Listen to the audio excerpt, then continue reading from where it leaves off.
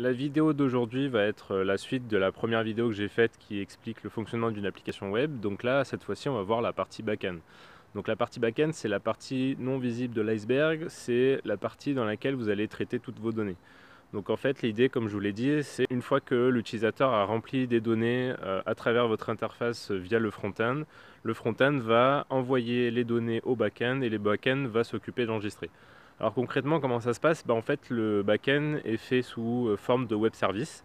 Donc ce qu'on appelle des web services, ce sont des URL sur lesquels le front-end va pouvoir appeler le back-end. En fait, comme un site internet est accessible via une URL, donc une adresse web. Le back-end va être aussi accessible à travers une adresse web spécifique, sauf que la structure de ces URL va être très précise pour respecter le format ce qu'on appelle du RESTful. En fait, il y a plusieurs façons de faire des web services. Aujourd'hui, ce qui prédomine sur le marché du web service, c'est RESTful.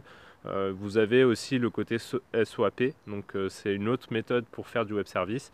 Sauf que cette méthode est un peu lourde à mettre en place et même à utiliser par derrière. Donc du coup, aujourd'hui, on utilise de plus en plus le REST service, donc le RESTful, ce qu'on appelle RESTful, où en fait l'idée c'est que vous allez avoir des jeux d'URL bien spécifiques et vont vous permettre d'attaquer comme on appelle le back-end. Donc en fait l'idée c'est par exemple si un utilisateur arrive sur un formulaire pour enregistrer ses informations, pour s'enregistrer auprès de votre application web, l'idée c'est que le front-end va appeler une URL bien spécifique, par exemple backend.monwebservice.com /user/registration et va envoyer une requête HTTP bien spécifique de type POST avec les informations que l'utilisateur a enregistrées via le front-end. Donc vous voyez, le back-end n'a absolument aucune interface graphique, c'est uniquement des jeux d'URL qui vont être bien définis. Souvent, quand on développe le back-end, on met en place aussi une documentation bien précise de ce qu'on appelle l'API. Donc l'API qui permet à n'importe quel développeur au final d'utiliser votre back-end. Donc ce qui vous permet derrière en plus de proposer vraiment des parties infimes de votre back-end à des développeurs tiers. Donc c'est vraiment aussi un avantage de travailler comme ça, c'est qu'en plus que le back-end est complètement séparé du front-end, ça va vous permettre aussi de donner la possibilité à d'autres développeurs qui développent une autre application ou un autre service de donner un accès très précis à votre application et du coup de gérer ces accès par des contrôles d'accès qui vous permettent derrière de facturer ou de proposer ce genre de service à d'autres startups, à d'autres entreprises. Donc au-delà des API qu'on va pouvoir développer, il faut choisir bien évidemment son langage. Là c'est un peu plus compliqué que le front-end parce qu'il y a de multitudes de langages qui existent. J'avais fait une vidéo d'ailleurs qui parle un peu de comment choisir sa technologie. Là c'est vrai que vous avez beaucoup de choix. Notamment les principaux back-ends qu'on va retrouver aujourd'hui sur le marché du web, ça va être du back-end en Java, du back-end en PHP, du back-end en Ruby, du back-end en Node.js.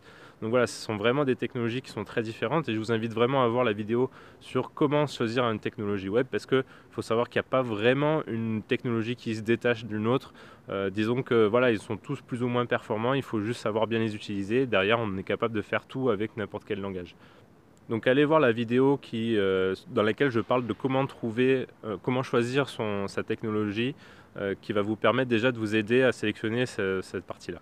Ensuite, une fois que votre back-end est développé, donc une fois que vous avez votre API qui est prête, il va falloir sécuriser. Donc la sécurisation de ce back-end se fait via un protocole divers et variés, dont le plus connu est le OAuth. Donc le OAuth 2 en version 2, c'est vraiment le protocole de sécurisation qui prédomine aujourd'hui sur le marché du web et que je vous conseille vivement d'utiliser parce que ça va vous permettre de vraiment de contrôler les accès déjà rien qu'entre vos clients front-end et éventuellement vos clients d'autres startups ou d'autres entreprises qui auront besoin d'accéder à une partie de votre back-end, vous allez pouvoir vraiment contrôler l'accès à tout ça grâce au OAuth 2. En plus, le fait d'utiliser le OAuth 2 et d'utiliser un back-end, ça va aussi vous permettre de réaliser une application mobile derrière qui va taper directement dans ce back-end.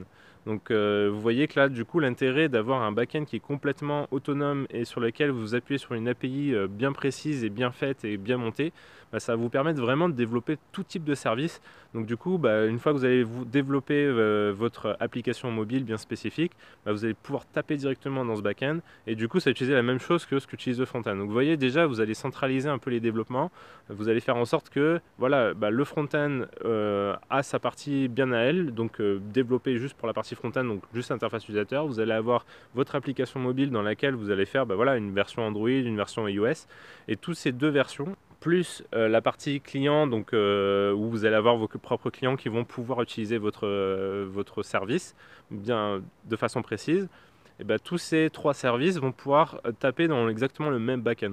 Donc du coup, vous allez centraliser toutes ces informations et ça va être beaucoup plus simple pour l'intégration par la suite de plusieurs services comme vous pouvez imaginer. Donc pour résumer, le back-end, ça se réalise avec une technologie web dont je vous invite à voir ma vidéo qui vous donne des astuces pour choisir votre back-end, donc votre langage de back-end.